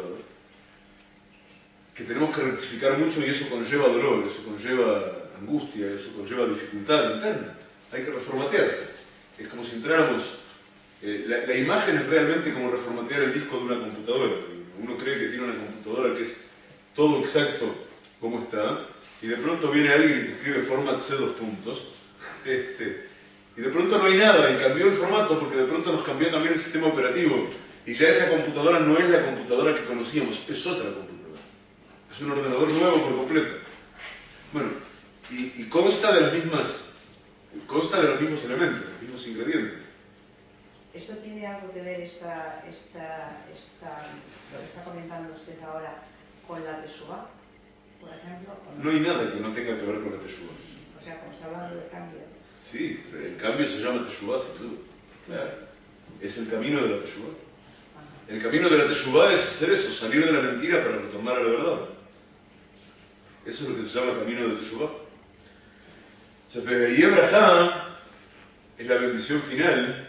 Dice, cuando hayas completado todo ese camino y merezcas el Sheket, merezcas la paz y la armonía también, entonces va a ser no solamente paz y armonía, también vas a ser reconfortado por todo lo que sufriste antes.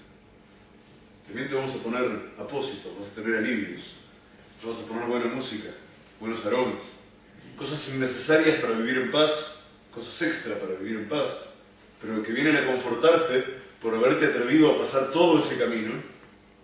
Que Indiana Jones es un toroto al lado de él, haberte atrevido a pasar absolutamente todo eso, haberlo completado con éxito y sentirte feliz de que has llegado a donde has llegado. Tenemos 4 brajot enteras en una, 4 bendiciones que son una consecuencia de la otra, que están escondidos en el valor numérico de la exigencia de Jacob al ángel. No te voy a soltar si tú no me bendices. ¿Se entendió el proceso que hicimos? Yo de todos modos creo que va a ser buena idea volver sobre esto cuando esté en video disponible. Pero celebro que se haya comprendido. Vamos a seguir adelante, porque habíamos dicho que toda esta expresión entera, Vayomer lo yishlachcha ki im berachtani, y dijo Jacob, no te soltaré hasta que me bendigas. Dijimos que eso vale 1400, ¿verdad? Le dimos un primer sentido al 1400, acabamos de darle un segundo sentido al 1400, pero tiene un tercer sentido al 1400. Y miren qué sentido que viene a complementar todo lo que hemos estudiado hasta ahora. Hay un verso de Isaías, Isaías 29-24, que tiene valor numérico 1400 también. Y que en el camino de estudio que hemos emprendido, si hay otro verso que tiene el mismo valor que este verso, algo quieren decirse el uno al otro. Sin duda que algo quieren decirse el uno al otro. Y mira lo que dice Isaías también para esta generación. Es un verso fundamental para nuestra generación, para la generación del Mashiach. Dice, V'yed'u Antes de este verso, vamos a leer primero el verso anterior al que vale 1400 para entender el contexto, y luego el verso que vale 1400. El anterior dice: que cuando los hijos de Jacob vean, dice el Creador, vean la acción de mi mano dentro de ellos, entre ellos, Yakdishushmi, entonces consagrarán mi nombre, Vehikdishu et Kedosh Jacob, y consagrarán toda la sacralidad que heredaron de Jacob, Ve'et Elohei Israel Ya'aritzu, y entonces se dirigirán al Elohim de Israel en canto de alabanza y en canto de valoración verdadera. Hasta aquí lo que dice el verso anterior al que vamos a estudiar, y se está refiriendo a ahora, a nuestro tiempo. Entonces dice nuestro verso, que vale 1400 y que va a hablarnos de la condición que le pone Jacob al ángel. Yo vuelvo a repasar los puntos para que no se me escapen los engranajes. Nos está hablando de las condiciones que le pone Jacob al ángel para soltarlo. ¿Qué es lo que le está pidiendo? Dice así: traduzco literalmente primero y luego explicamos. Y conocerán aquellos que su espíritu está vagando. Quiere decir que to'ai de lit'ot, escrito con tav, con la misma palabra escrita con tet, quiere decir equivocar. Esa palabra escrita con tav quiere decir lo que en España se le llama errar, que no es equivocarse, pero es estar errabundo. Entonces, los que están espiritualmente errabundos, que no saben qué buscar, ni dónde buscar, les interesan demasiado, ni están muy motivados, ni nada, no les preocupa demasiado el tema de la espiritualidad, ni de la verdad, ni de nada, ellos van a conocer la Binah, el entendimiento, ese entendimiento que tiene 50 puertas y que es responsable de todo lo que seamos capaces de comprender alguna vez. Verrognim il medulekah. Rognim es una palabra muy peculiar, aparece muy pocas veces en el Tanaj, si no me equivoco solo 2, y se refiere a los que protestan y se quejan. Se dice Rognim il medulekah, los Rognim van a obtener una moraleja. O sea, van a aprender cuál era el fundamento de todo y luego dejar de quejarse. Esto se refiere a 2 tipos de quejosos, dicho sea de paso. A los que se quejan de por qué a mí todo el tiempo, y a los que inventan preguntas filosóficas muy abarcativas y lo más no respondibles posible para poder protegerse, como decíamos ayer, y no adquirir responsabilidad de reconocer una verdad y entonces tener que caminar por ella. Es mucho más cómodo ser librepensadores, modernos, occidentales y todas esas cosas. ¿Y yo cómo sé si hay Dios? Y si hay Dios, ¿por qué Él permitió que pase tal cosa? Y bueno, pregúntale a Él. Pero, claro, si hay Dios, ¿por qué? Entonces se construyen falsos silogismos. Esto es famoso de la época de los sofistas, no había que llegar hasta ahora. Entonces, construimos falsos silogismos y a partir de eso encontramos un esquema precioso de coartadas para vivir como nuestros instintos nos mandan, tal como viven todos los bichitos bonitos de la selva, sin mayor inquietud, hasta que se los devora uno más grande o algo por el estilo.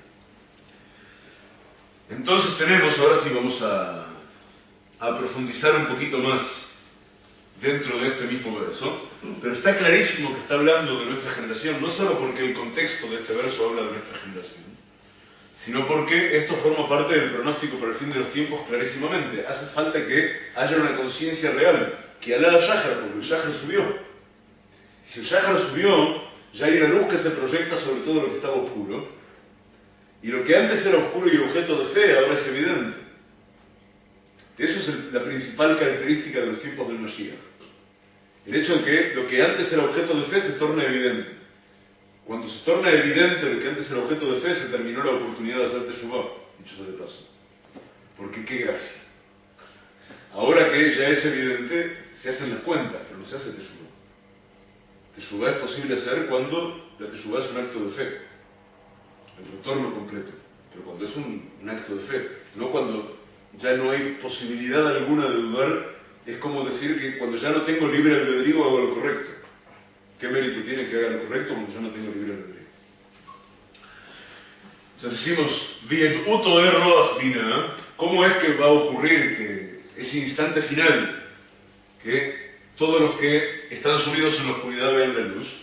Primero, los que están en la errabundez espiritual, de pronto van a adquirir conocimiento, van a adquirir entendimiento, van a comprender algo. Hay mucha gente que cree comprender muchas cosas y que incluso son académicos y demás, y ustedes saben, no entienden nada. Gente que entiende niveles de la realidad, gente que está muy preocupada, por ejemplo, por comprender exactamente cómo funciona todo el entramado político y social tal como lo describen los diarios. Eso es lo mismo que no entender nada, porque básicamente es mentira. Entonces, claro, pero todos lo sabemos, la prensa, pero esto se habla, esto no hace falta que lo diga yo. Esto se hablaba en los años, yo me acuerdo cuando yo escribía en el diario La República en Montevideo, algunas encarnaciones atrás, que había en el seno del mundo periodístico uruguayo y argentino, había algún gran debate provocado básicamente por la aparición de este diario La República, que era un diario progresista y de una mentalidad distinta a la prensa tradicional, acerca de si los medios deben reportar la realidad o generarla. Y este diario en el que uno escribía, en realidad, no tenía ninguna pregunta, se dedicaba a generar la realidad. Pero así es en todos lados. Yo luego pasé, gracias a Dios, por redacciones de varios periódicos en el mundo y tuve oportunidad de aprender cómo se hacen las cosas en general. Recuerdo siempre, esto es muy anecdótico, pero no estoy hablando de cosas que se inventen ahora. Es muy obvio. Yo recuerdo una temporada en que hubo, en ese diario en particular, un gran debate entre dos políticos que antes habían sido amigos y de pronto se tornaron enemigos por problemas de dinero grande. Y cómo era el debate entre ambos. Durante muchos días de corrido había casi una página de cada uno de ambos. Y cada uno de ambos estaba señalando al otro, sí, porque este robó plata de allá, y ahora dices eso porque ya no te doy más a ti, y cosas así. ¿Cómo se armaba todo ese debate? Ellos dos leían en el diario lo que estaban diciendo. En realidad eran dos periodistas del diario contratados, uno a sueldo de cada uno de los dos, a sueldo extra, que coordinaban entre sí la lucha, estaban sentados a dos lados de la misma mesa. Yo me divertía muchísimo. Pero entonces, de vuelta, si uno se dedica a ahondar en su conocimiento y realmente aplica las neuronas, y aplica la cultura, y aplica la formación, a entender algo que es una mentira fugaz y virtual, bueno, es lo mismo que si no estuviera entendiendo ninguna cosa. Ahora, si uno dedica a eso, To'er Ruach Binah, los errabundos del espíritu de pronto van a comprender entendimiento de veras. Un entendimiento aplicado a lo que hay de verdad, no a lo que no hay, a lo que hay de verdad. Y entonces, Verrognim y Medulekaj, y los que vivían lamentándose en cualquiera de las dos variantes que vimos, van a aprender la lección. Ahora vamos a volver a hacer aquí, porque aquí, tal como vimos antes, en el verso que estudiamos antes, que podíamos dividirlo en 4, parece obvio que podemos dividirlo en 2, ¿verdad?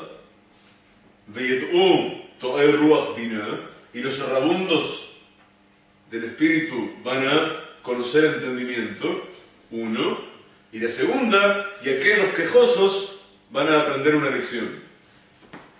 Entonces, vamos a mirar un segundito y vamos a descubrir que Veyet'u To'er Ruach Binah, y sabrán y conocerán los errabundos del espíritu, el entendimiento, eso vale 857 en números, que es el valor de una expresión maravillosa, Divrei Tzedek Ve'emet, palabras de justicia y de verdad.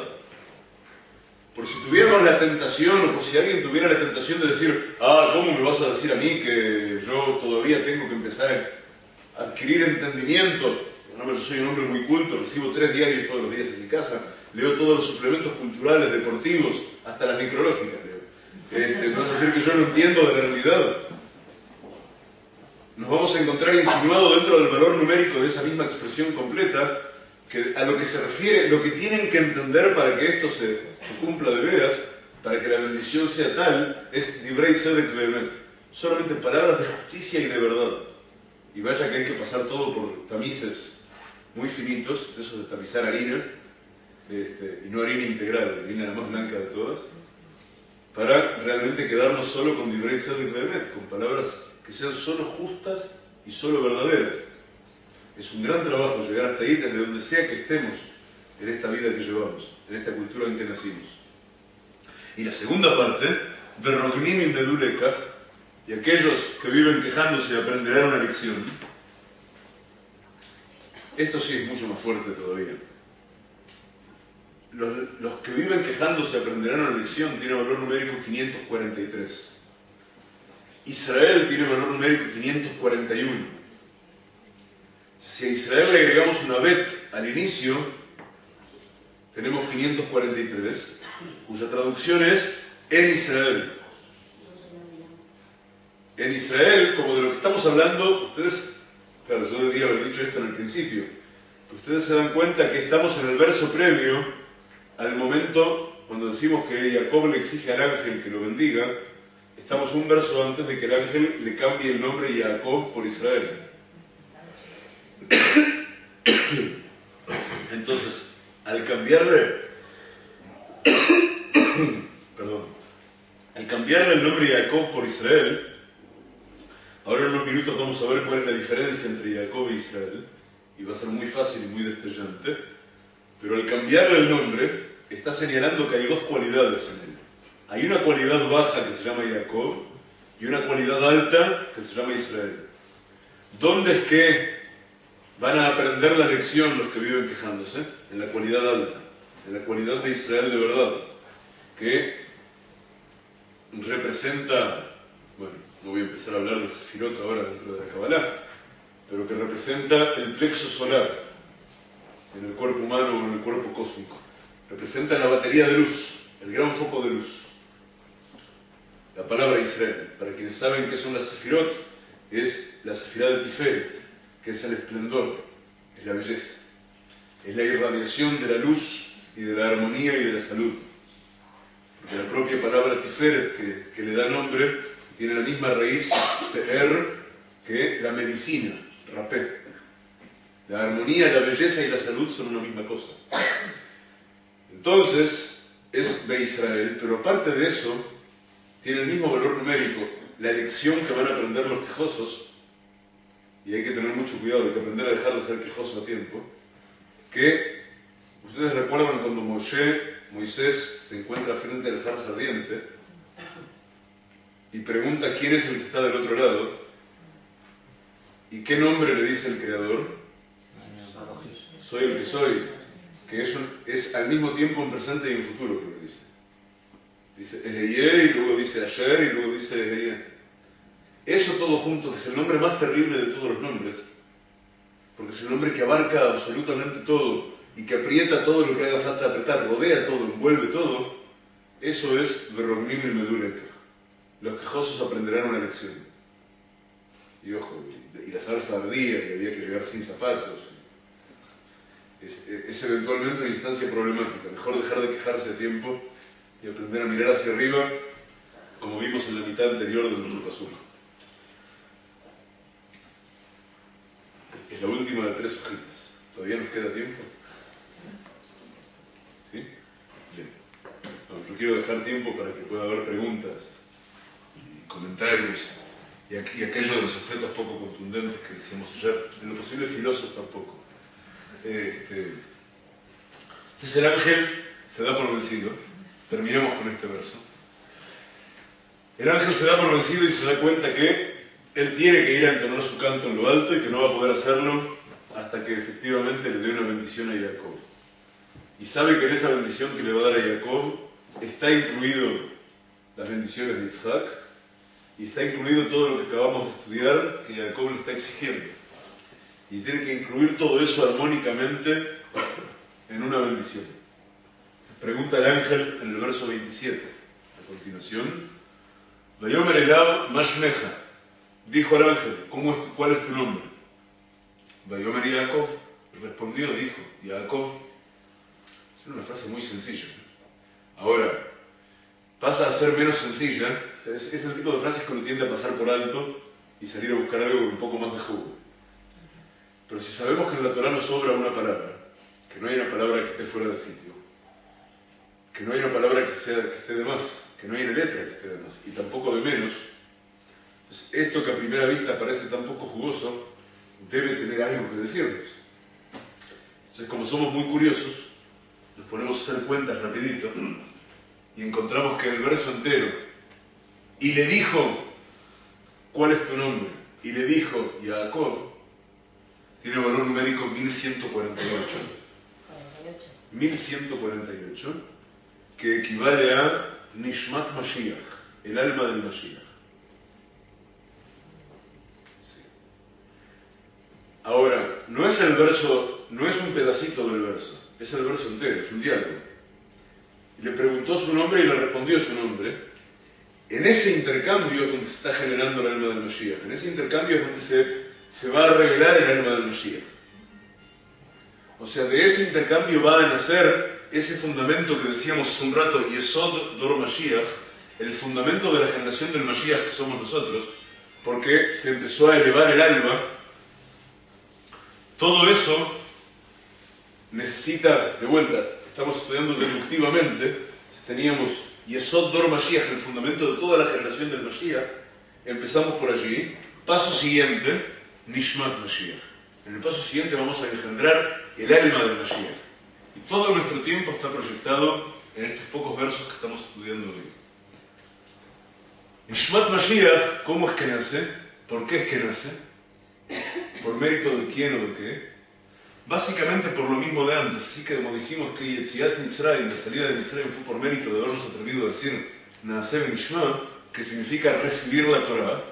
Acá nos vamos a encontrar que Vayomer Elav Mashmecha, Vayomer Yaakov, y le dijo cuál es tu nombre, y le dijo Yaakov, que equivale a el alma del Mashiach, equivale también a Kabbalat la Torah, recepción de la Torah. Y como son las mismas letras, también Torat HaKabbalah, que es el estudio de la Kabbalah. O sea que estamos jugando a dos frentes, y por dos frentes hoy estamos ganando juntos. Estamos estudiando Torah, recibiendo Torah, y estamos incursionando en el mundo de la Kabbalah juntos. De ese intercambio, entonces se abre la puerta para la generación de Nishmat Mashiach.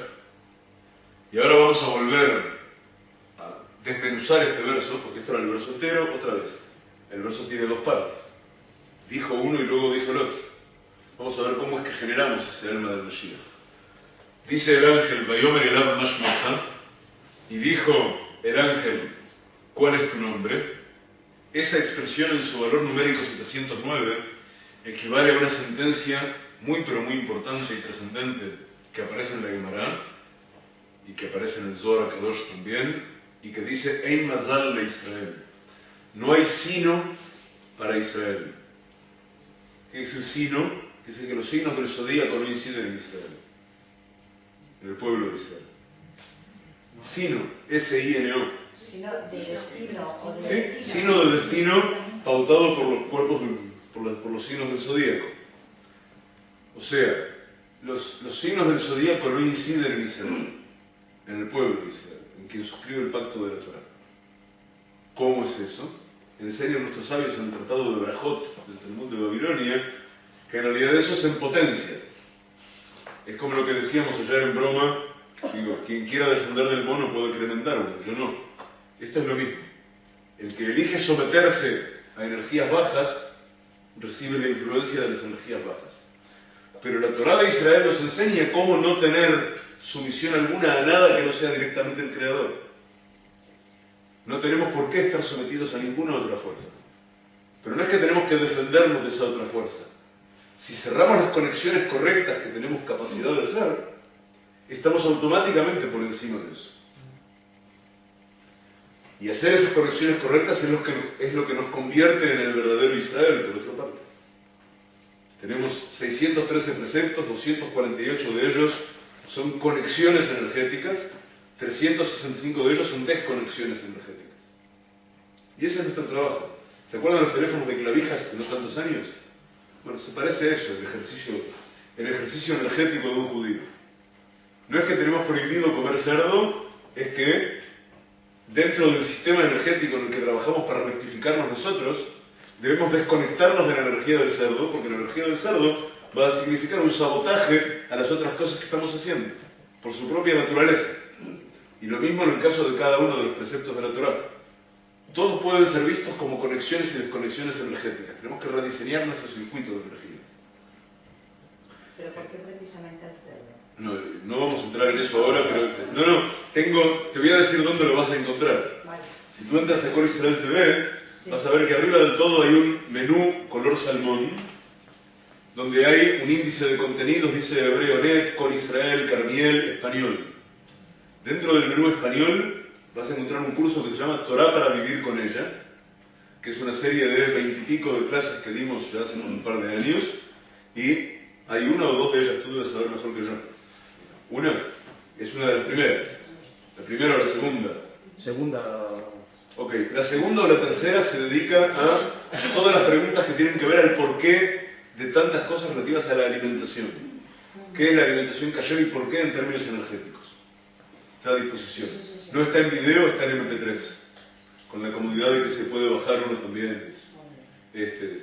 No hay pregunta que no tenga respuesta. Yo no estoy buscando excusas para no contestar. Que nadie lo cree.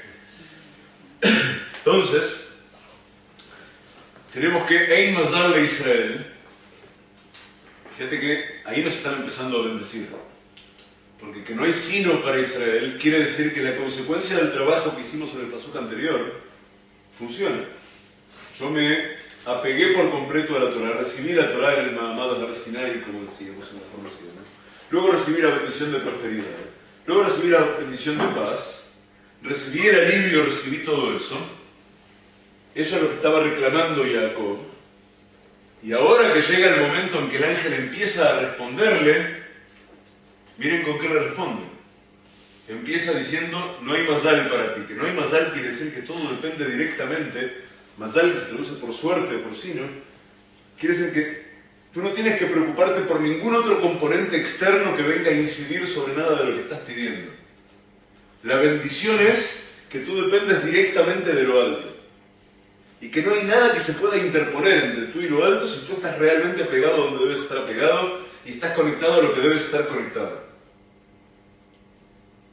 Yo no sé si ustedes se dan cuenta de cuán fuerte es esto, capaz que los tengo mareados con tanto, pero es realmente muy, muy fuerte.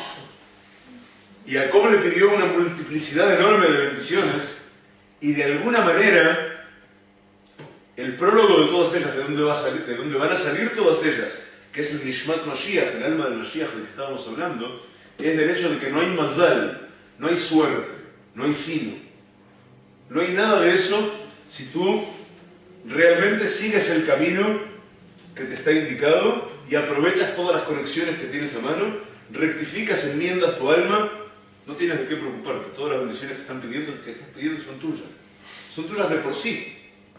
Solo que si tú necesitas que te llegue el agua a través de una gran manguera y no enroscas la manguera en el grifo, digo, por más que juegues con la manguera, no hay nada que vaya a salir de allí. El grifo probablemente está arrojando agua para cualquier otro lado, donde no hace falta, y tú no has enchufado lo que tienes que enchufar para que llegue hasta ti.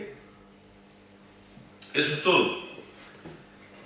Vayomer y Jacob, a continuación, entonces dijo Jacob, no dijo Jacob, perdón, Vayomer y Jacob. Entonces Jacob dijo, Jacob es mi nombre.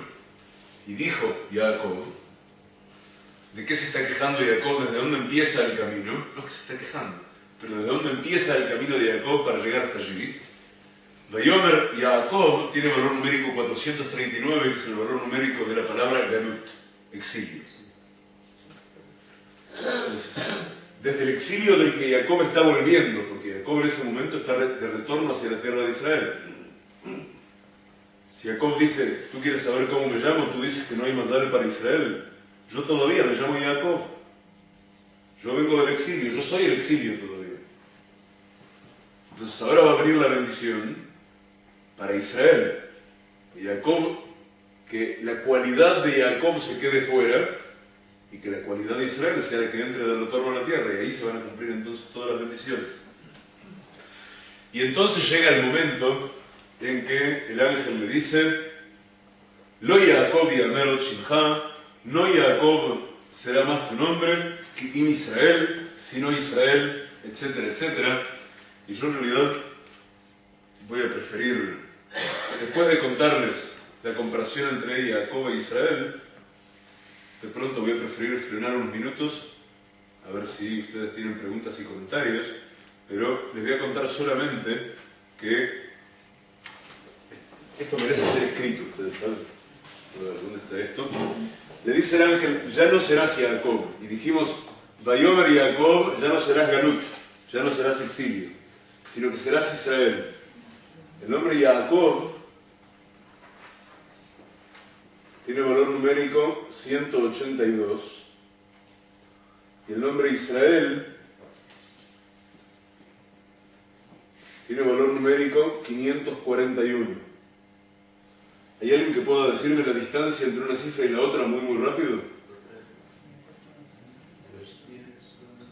Sí, 300 es fácil. 359. Sí, 359. Eso está muy cerca de algún número que dijimos ayer, ¿no? Ayer no escribimos o no nombramos que la palabra Mashiach tiene valor numérico 358. Sí. Caramba. Entonces, si Jacob, más la cualidad del Mashiach, más el uno, que estoy seguro que aquí nadie necesita que le cuente qué es. Tenemos Jacob, el Mashiach y el uno, las tres cualidades juntas dan la cualidad del Gran Israel. Pero el Gran Israel no es una idea, la idea de un Estado político. Israel es la redención en sí misma. La idea de Israel, la idea de Jacob cuando viene del exilio y se convierte en Israel, porque es capaz de vencer a un ángel, porque él en sí mismo es un tzadik y tiene todo el derecho, tiene el mérito necesario para vencerlo. Y le reclama las bendiciones que verdaderamente le corresponden y el ángel las corrobora. La bendición definitiva y completa que le va a dar ese ángel, y ya hemos estudiado que eso es para nuestro tiempo, es el Mashiach. El Mashiach enviado por el uno. Esa es la distancia entre Jacob e Israel. Ahora, si ustedes están de acuerdo, yo suspendo la faz activa mía de esta charla y paso a la pasiva y os arrojo el micrófono. No, si preferís sigo, pero no, ya tenemos varios. Entonces, Rabí, usted nos está diciendo que nosotros tendremos el privilegio de ser la generación que reciba al Mesías. ¿Esa es la pregunta? Sí. Yo estoy diciendo que tenemos la capacidad de lograrlo. Estoy diciendo que hubo varios momentos propicios a lo largo de la historia para ello y que ninguno fue tan propicio como este, de acuerdo a lo que las propias escrituras dicen. Y no solo eso, esta es la última oportunidad, como le decimos a nuestros niños cuando se ponen adolescentes y son muy caprichosos, bueno, esta es la última oportunidad por las buenas, de acuerdo a las escrituras. Sí. Una pregunta. Perdón. La Torah se recibió en Sinaí, ¿no? Sí, Pero entera. sí. Entonces la exégesis que se hace de los distintos estratos no vale para nada. ¿Cómo sacas esa conclusión? Bueno, cuando pues todos los protestantes, los exegetas protestantes dicen que hay bastantes, que no se compuso entero, sino que fueron. ¿Fueron qué? Tratando de entenderte de veras. No, vamos a ver. Toda la Torah se recibió entera. Pero dicen que no hay unos estratos, o sea que fue un poco completándose. No sé quién dice eso, no yo. Pues ahora no me acuerdo quién es. Te voy a decir qué es lo que dice la tradición hebrea completa al respecto. La Torah que se recibió en el monte Sinaí consta de dos partes. Torah Shevichtav, Torah escrita, y Torah Shebealpé, Torah oral. La Torah oral es toda la iniciación exegética que viene a continuación. Te voy a dar un ejemplo. ¿Tuviste un par de tefilín alguna vez? Las filacterias. ¿Sabes qué es lo que está escrito en la Torah escrita a su respecto? Dice, y los atarás, está en el Kriyat Shema que hacemos, y los atarás ukshartam leot al yadeja, y los atarás por señal a tu mano, veayunet tafot bein aineja, y estarán acá arriba entre tus ojos. Eso es todo. De ahí cómo deduces tú que son cajitas negras hechas como están hechas, y exactamente con los pergaminos enrollados como están enrollados, que tienen escrito lo que tienen escrito adentro de cada uno de ambos. Estamos en un problema, no se deduce. Lo que nosotros aprendimos es que cuando decimos que Moshe recibió lo que decíamos ayer, así dice Pirkei Avot, los capítulos de nuestros padres en la Mishnah. Moshe recibió la Torah en el Sinai y se la transmitió a Yeshua al Consejo de Ancianos, del Consejo de Ancianos a los miembros de la Knesset, que no era lo que hoy día se llama Knesset, nos libre el Creador, etcétera, etcétera, y así hasta llegar a mi bisabuelo y a mi abuelo y a mi papá y a mí. cuando decimos eso, no nos estamos refiriendo precisamente a la Torá escrita, porque la Torá escrita está escrita, hay que copiarla, pues. Nos estamos refiriendo a la Torá oral. Y luego lo que se hace es, a partir de la Torá oral, se elabora, como en cualquier sistema legal, se elabora la norma. En cualquier sistema legal tú tienes, por ejemplo, una constitución que tiene leyes y necesitas dictar normas que rijan a esas leyes, que rijan la práctica de esas leyes. Entonces, eso sí, cuando se lleva al nivel de detalle, sí. No solo eso, con el paso de las generaciones pasas a tener una jurisprudencia también sobre el que basarte para seguir adelante. Pero de ningún modo que la Torá se haya ido completando, la Torá fue entregada completa. Y no hay otro modo de resolverlo. Esa Torá escrita. Perdón. Y la segunda pregunta era, es que alguien me comentó, habló de la reencarnación, y hoy también ha vuelto a nombrar. ¿Sí? Entonces, No, pero hoy creo que justo las 2 veces lo dije en broma. metafóricamente, No, pero es que podríamos entrar en el tema por si me vas a preguntar si yo afirmo que la reencarnación existe. No se me ocurre cómo se puede creer lo contrario, personalmente. Yo no encontraría ningún sentido del mundo, ni de la vida, ni nada, si no creyera de la trascendencia luego. Si no creyera que tengo las oportunidades que haga falta para enmendarme y corregirme. Es una cuestión personal mía, no sé cómo podría vivir con eso. Pero sin lugar a dudas, desde el fondo de los tiempos contamos con la sabiduría para comprender incluso, y eso está sobre todo en todos los escritos de Larisa, de Rabbi Yitzhak Luria Ashkenazi, que era marroquí y luego vivió en Tzfat, el vecino mío, con algunos años de diferencia.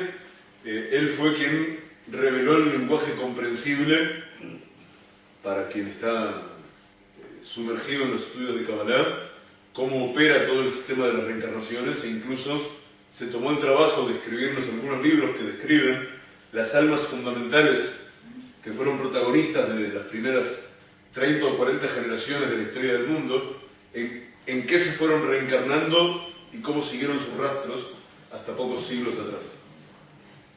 Pero también hay algunas tendencias judaicas en las que también se cree en la resurrección, ¿no? ¿O no? No es que hay algunas tendencias, es uno de los 13 principios de fe del Rambam, de Maimónides. Sí, ya, pero la resurrección de los muertos es algo que viene a continuación del Mashiach. Vale, Sí. ya está. Pero no es la resurrección de todos los muertos que se hayan muerto alguna vez, es de los muertos que corresponde que pasen por la O resurrección. sea, después de haber tenido sus reencarnaciones, se resucita.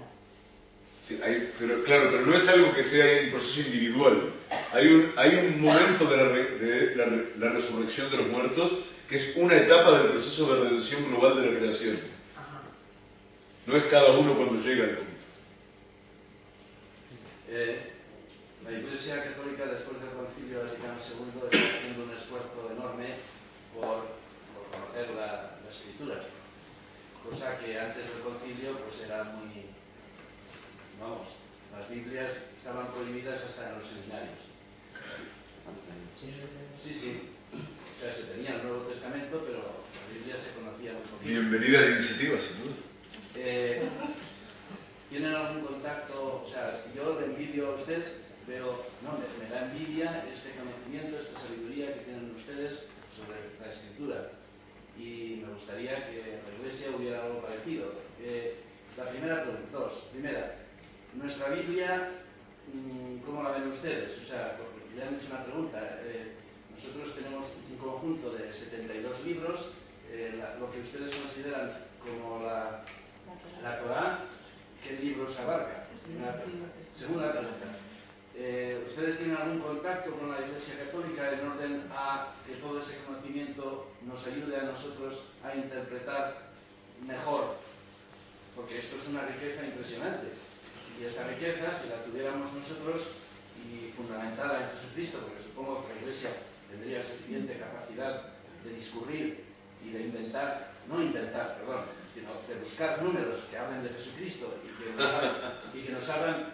Pero la verdad, debo advertirte que sujetándose de verdad a las normas que hay que respetar para hacer cálculos, no sale. Bueno. Pero no te debo advertir a priori que lo busquen, digo. Que lo busquen está bien. Desde luego entiendo que dentro de nuestra fe católica pues sería impresionante poder conocer todo esto, y como metodología está muy bien. Coincido contigo. Pues, ¿hay algún contacto? ¿Tienen ustedes algún contacto? Bueno, acá la parte que cojea es en ustedes. Yo personalmente... No, estoy hablando en serio.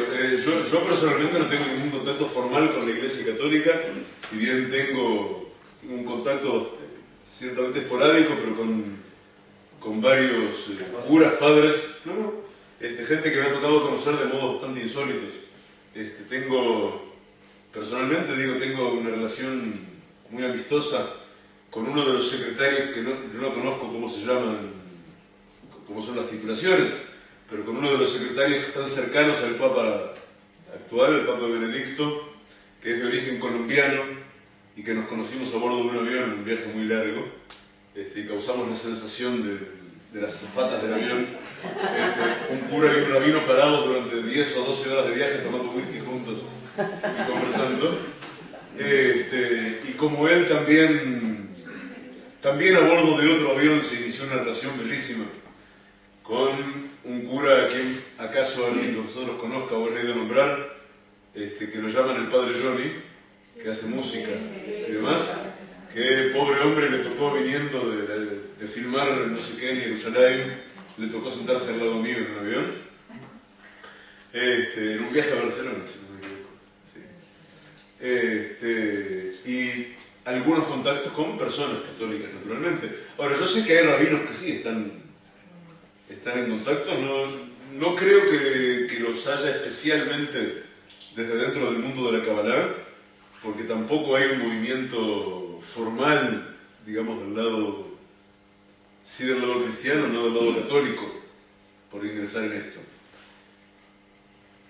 Eso se puede explicar más fácil a la luz de tu otra pregunta.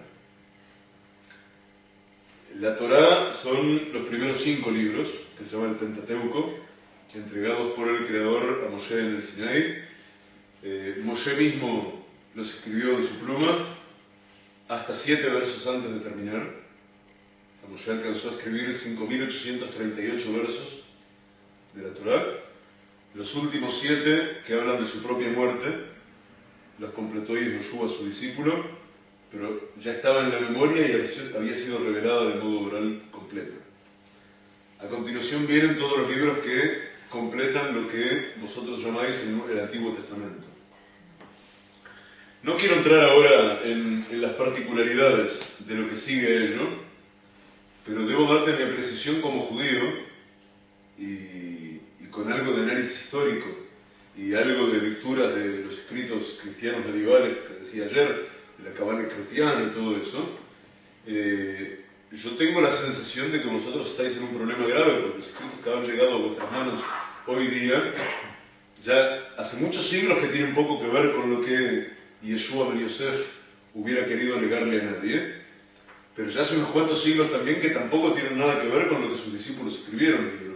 Se ha distorsionado mucho, se ha censurado mucho a lo largo de concilios y demás. Hay textos apócrifos que en realidad son mucho más fieles, digamos, dentro del propio canon, pero no quiero entrar en el detalle de eso. De todos modos, también está el gravísimo problema de la traducción. Jesús no solo nunca habló ni griego ni latín, sino que si no se le hubiera pasado por la cabeza ni hablarlo ni recomendarlo. Jesús hablaba hebreo y hablaba arameo. Y los conceptos que él haya dicho, al ser traducidos o traicionados al latín o al griego, automáticamente, inevitablemente perdieron mucho de su sustancia. Y el contexto fue distorsionado también. Entonces, hasta ahí para el contexto de una charla tan rápida y vertiginosa como esta, y sálveme el Creador de faltarle el respeto al lugar en que nos encontramos y a nuestros anfitriones. Pero yo creo que así como, y lo he dicho de varios modos distintos, el pueblo de Israel tiene un problema muy grave tiene que lograr su propia rectificación con urgencia. Yo tengo la sensación, y no solo la sensación, tengo la feliz impresión de que está sucediendo de modo maravilloso y por oleadas de que la cristiandad está reviendo muchas cosas que son producto de la última historia, que no tienen nada que ver con los orígenes de un cisma que tampoco fue propósito de Yeshua ben Yosef. Él nunca quiso fundar una religión ni nada parecido a eso. Quiso rectificar cosas que estaban mal dentro del mundo judío. Ni siquiera estuvo dispuesto a aceptar dirigirse al mundo gentil. No era su tema. Él no tenía nada que hacer con convertir a los romanos en nada. Que los romanos siguieran siendo romanos y no molesten. Pero de verdad, esa era la postura de él. Era un rabino. Yo quería preguntarle, usted ha dicho que en el Sinaí hubieron como dos versiones de la Torá, una oral y otra escrita, ¿no? Dos partes. Dos partes. Una complementa a la otra. Y la parte oral, esta palabra de Dios es la que, es que no me acuerdo si lo leí en un midrashim o algo, es la que entraba dentro de unas cajitas que es parecida a los tefilín, que entraba y daba vida a la, o estas palabras daban vida. No, bien, sí, hay algunos dibujos muy bonitos del Midrash al respecto. Pero sí, de alguna manera, la Torah oral le da vida realizable, vida práctica a la Torah escrita, por eso se lo asemeja de esa manera.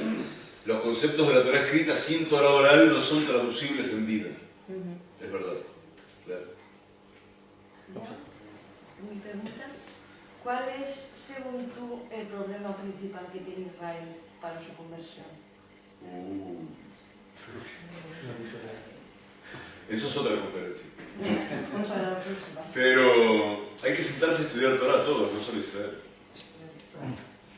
Ese es el final de la respuesta y con ayuda del Creador lograr que ello nos haga felices. De aquí me informan que estamos prestos a ser expulsados. La institución de enseñanza del RAP presenta unas suscripciones a algunas de sus enseñanzas para adquirir DVDs en casa y también para un curso de hebreo que se está haciendo en internet. Si alguno tiene intención de enterarse algo más de esto, al final puede hablar conmigo y yo le informo un poquito de esto. ¿Ok? Lo digo porque la hora está premiando, aquí hay algunas cosas que se pueden ofrecer también. ¿Sí? Mejor lo dejamos. ¿Okay?